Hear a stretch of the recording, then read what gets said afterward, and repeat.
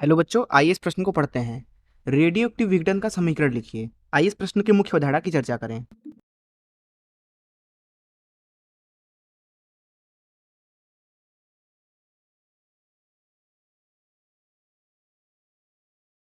मान लीजिए हमारे पास में एक नाभिक है ए। अब ये रेडियो एक्टिव विघटन करने के पश्चात किसी एक दूसरे नाभिक में बदल जा रहा है, मान लीजिए बी में। टी बराबर 0 समय पे मान लीजिए कि इसका लिया गया संख्या एन नॉट है। अब क्योंकि ये ए से विघटित होकर बी में परिवर्तित हो रहा है, इसलिए इसका संख्या लगातार घटता जाएगा। मान लीजिए किसी क्षण पर, मान लीजिए टी समय पर ए की जो बची हुई संख्या है वो दरअसल एन है, तथा यहाँ पे जो क्षय हो रहा है उसका क्षय नियतांक आप लैम्डा ले लीजिए। दरअसल एक रेडियो एक्टिव विघटन अभिक्रिया प्रथम कोटि की अभिक्रिया होती है, इसलिए हम लिख सकते हैं यहाँ पे कि जो भी यहाँ पे दर होगा क्षय का, अर्थात माइनस डी एन भागे डी टी। माइनस क्यों लगाया? क्योंकि यहाँ पे जो एन है वो दरअसल घटता जा रहा है, अर्थात नाभिक की जो संख्या है वो लगातार घटती जा रही है। ये लिखी जाती है क्षय नियतांक गुणे एन के। तो यहाँ से हम लिख सकते हैं माइनस डी एन भागे एन बराबर लैम्डा डी टी। इसको अगर और हल करें तो यहाँ माइनस डी एन भागे एन बराबर लैम्डा डी टी, इसका हम समाकलन कर देते हैं।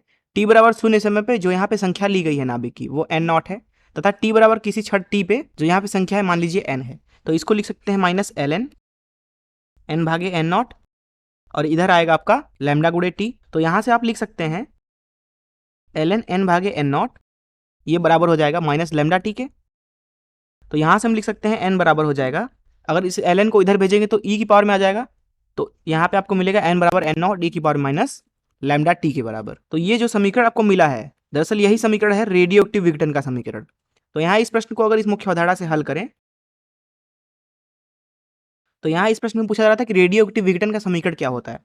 तो रेडियो एक्टिव विघटन का समीकरण लिखेंगे n बराबर एन नॉट e की पावर माइनस लैम्डा टी। यहाँ पे n जो है वो है t समय पर बची नाभिक की संख्या, अर्थात वे नाभिक जो अभी तक विघटित नहीं हुए हैं। एन नॉट है शून्य समय पर लिए गए नाभिकों की संख्या, टी बराबर 0 समय पर ली गई नाभिक की संख्या, नाभिक की संख्या। वहीं जो लैम्डा है वो आपका क्षय नियतांक है। मैं आशा करता हूं कि आपको इस प्रश्न का हल जरूर समझ में आया होगा। धन्यवाद।